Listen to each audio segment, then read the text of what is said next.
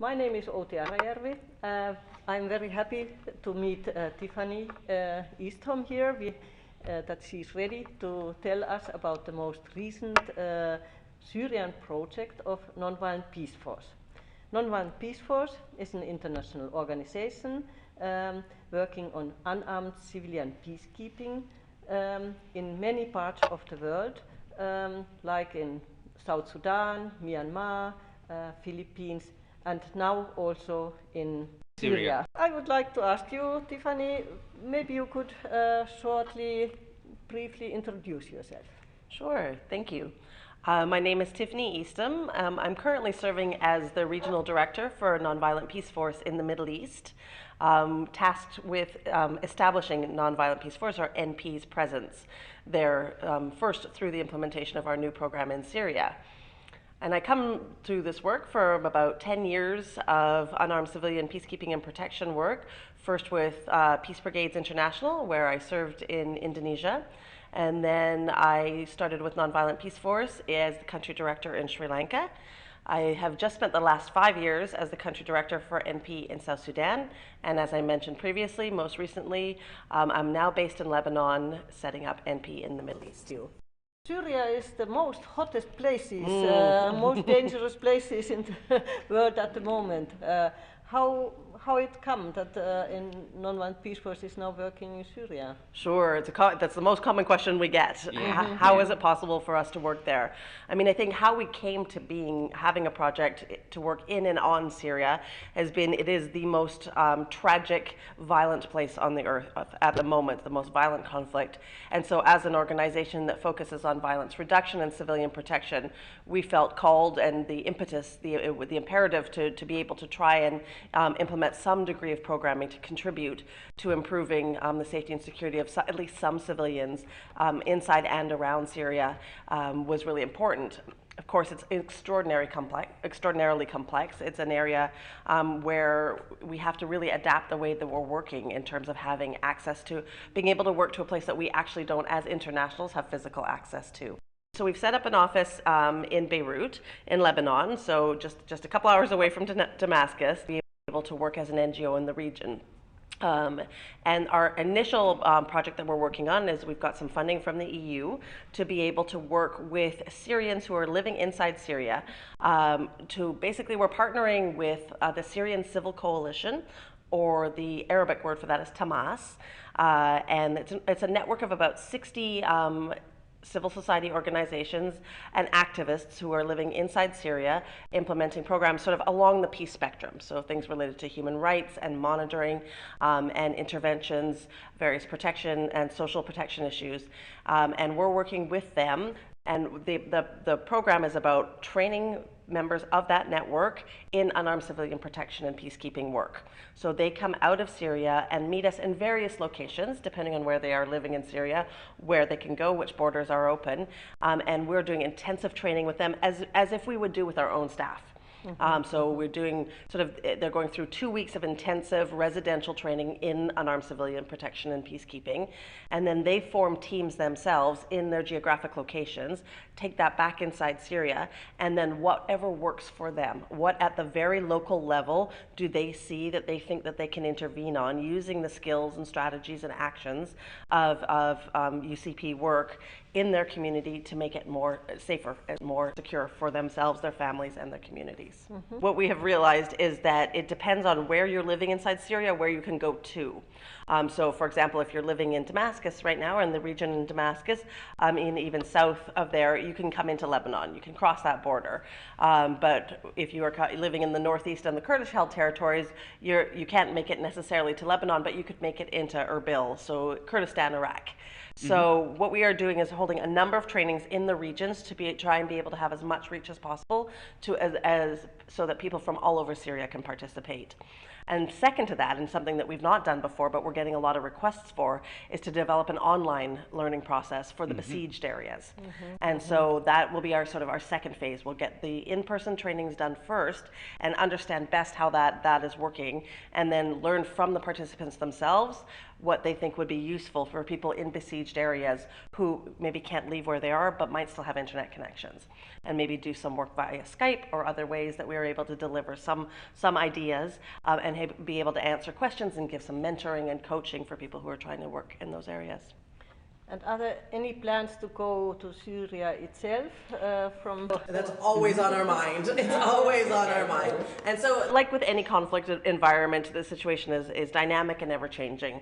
And so, the way we're looking at it now is we're working, around Syria, as NP office and the international staff, the non-Syrian staff, so that we are well positioned when access starts to open up. And likely what will happen, we would imagine the scenario being, is that all of Syria won't open up at the same time, but there will be pockets that will become accessible at some point, that will grow and grow and grow at some point. So we'd like to be there, make sure that we're very well aware of the context, that we have good relationships, so when those access points do open up, we can move in.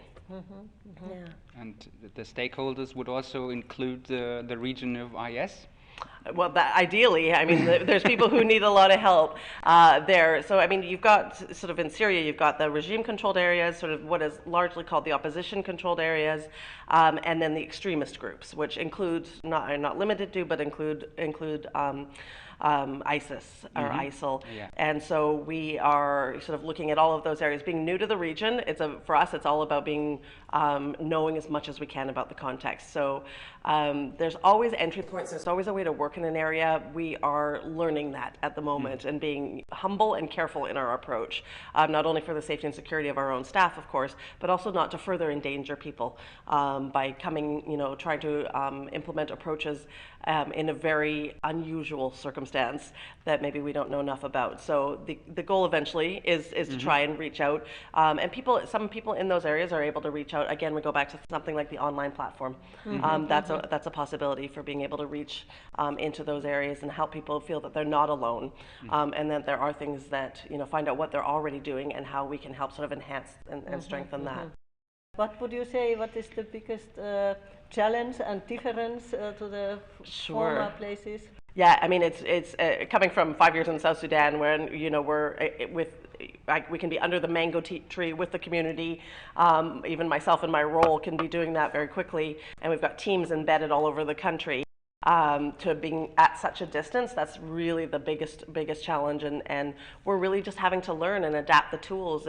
And one thing that we really recognize with NP and the work of UCP is it has to be flexible, it has to be adaptable, because even within one country, not every context is the same.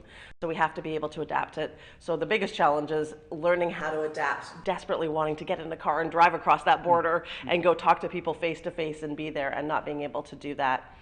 But of course, we're going to, we're working on setting up programming in Lebanon itself, and perhaps in the other countries surrounding Syria. So that will help us a little bit to be able to do the work that we are more familiar with, which is being directly with the communities that we're supporting.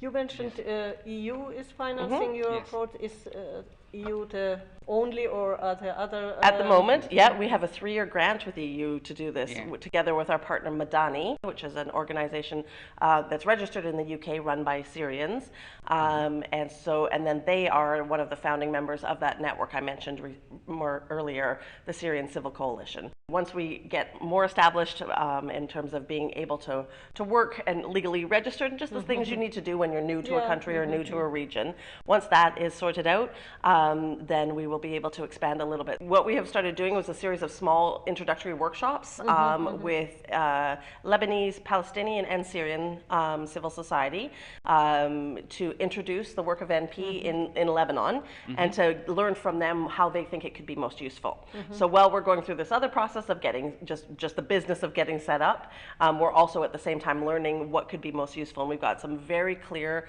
ideas and very clear requests particularly from the refugee communities about sort of the types of challenges that they're facing, the types of personal violence, the friction that it has emerged just because of the overcrowding and the competition for resources between host communities and these large refugee communities trying to share locations. And so there's pretty significant work that can be done. Because I think a lot of competence also among the Syrian refugees. Oh my goodness, yes. They're extraordinary people. If they're extraordinary people, I mean, if you think of that, you know, most Syrians who are now displaced were professionals, middle class, teachers, lawyers, pharmacists, you know, and not only that, to see what they are doing inside Syria, they've basically formed a humanitarian community, and they are now the people who are distributing material aid. They're being first responders from a first aid point of view, from a psychosocial support point of view, to even just fixing infrastructure. They've learned how to,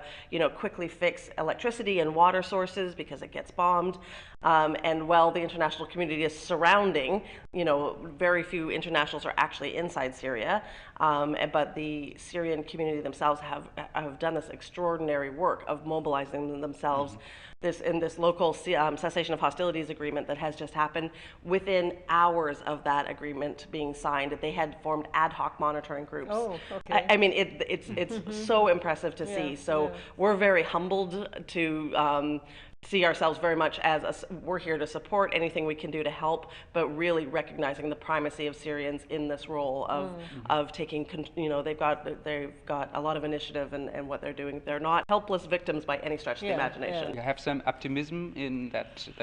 I have optimism about Syrians for sure. They're an extraordinary group of people, and who are caught in a situation that is no longer simply a Syrian struggle, as we all know. It's become, you know, Syria is now the breeding ground for the new Cold War, or not so cold. You know, it's an international where the international powers are playing out there, right? And Syrians are caught in the middle. This is the ultimate manifestation of what we talk about with UCP, is unarmed civilian protection and peacekeeping work. Is that the reason we do this is, well, powers that are beyond the individual citizen are at play. The individual civilian or citizen are the ones who suffer the most, and we see this in any conflict. And Syria is just a very hyper-exaggerated version of that, so which requires all the more reason for us to do everything we possibly can to help the people of Syria.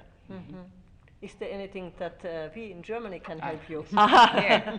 Well, I mean, I think that, Germany is playing such an extraordinary role, receiving so many Syrian refugees, and I certainly can tell you from the Syrian community that I talk to, they're so grateful for that. But I mean, I think it's just really recognizing the importance of from both the policy and foreign aid funding decisions, is to look at not only the material aid and the infrastructure, but also this other piece. So the civilian protection components and the social reconstruction work that is going to have the cohesion and social fabric work that is going to have to go on for years to come. And I think Germany's already really is quite progressive on those fronts anyways, but just a request to continue to be so and really keep the issues alive in the policy debates. Thank you very much, Tiffany. Thank you. It was great to see you.